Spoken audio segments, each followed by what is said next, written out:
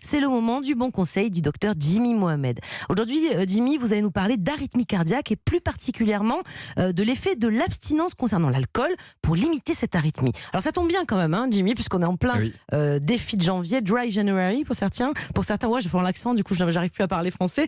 Moi, j'aime bien les défis et vous savez que je le fais, ce mois sans alcool, cette pause avec l'alcool. Et il faut dire que ça fait du bien. D'ailleurs, je ferai peut-être un bilan à un moment donné pour expliquer comment tout ça s'est passé.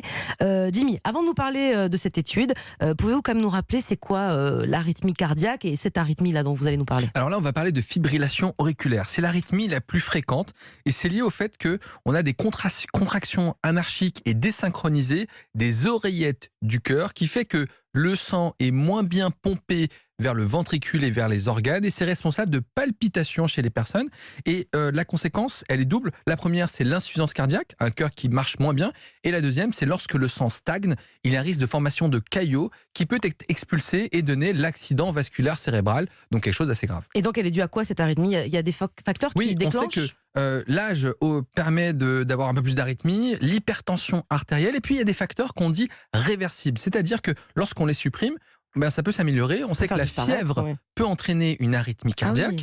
L'hyperthyroïdie, une thyroïde qui marche trop rapidement, le fait d'être en hypocalémie, manquer de potassium, et puis un facteur comme les excitants, les substances illicites, notamment l'alcool qui est légal, mais l'alcool est pourvoyeur d'arythmie cardiaque. Et donc si l'alcool peut déclencher des crises donc de fibrillation auriculaire, moins boire peut peut-être limiter tout ça. C'est l'idée, parce que c'est pas parce qu'on sait que l'alcool entraîne des risques d'arythmie que supprimer l'alcool pourrait être protecteur. Il faut faire une étude pour le prouver. Et ça a été fait. C'est des Australiens qui l'ont fait. Ça a été publié dans le New England Journal of Medicine, donc une revue scientifique très prestigieuse. Et donc on a pris des gens qui buvaient de l'alcool et qui avaient une fibrillation auriculaire. Alors une fibrillation auriculaire qui pouvait être paroxystique, c'est-à-dire qu'elle vient et puis qu'elle repart.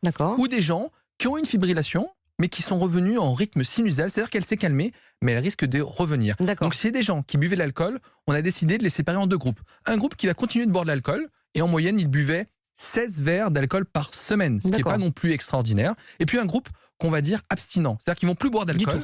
Et on va voir qu'est-ce qui se passe. Et au bout de 6 mois, on s'est rendu compte que les gens abstinents avaient moins de fibrillation auriculaire, et lorsqu'ils en faisaient, elle était moins importante que chez les buveurs d'alcool. Donc concrètement, l'abstinence est protecteur lors des épisodes de fibrillation auriculaire. Et donc moins boire entraîne moins d'arythmie chez ceux qui en souffrent. C'est quand même vachement intéressant. On peut imaginer que ça pourrait être appliqué à tout le monde, surtout que là, dans cette étude, c'est pas chez des très gros buveurs. Exactement. Et puis c'est pas tout. Dans cette étude, on s'est rendu compte qu'au bout de 6 mois, les gens qui ne buvaient plus avaient perdu 4 kilos. Leur tension artérielle était meilleure. Et puis, il y a aussi une chose assez incroyable, c'est qu'on va peut-être se passer de médicaments, parce que les antiarythmiques ont des effets secondaires. Parfois, on fait des chocs électriques externes, des cardioversions pour réduire cette arythmie, et donc on peut se limiter. Donc, bref, l'abstinence chez les gens qui ont des fibrillations auriculaires, ce serait à recommander en première intention plutôt que des médicaments.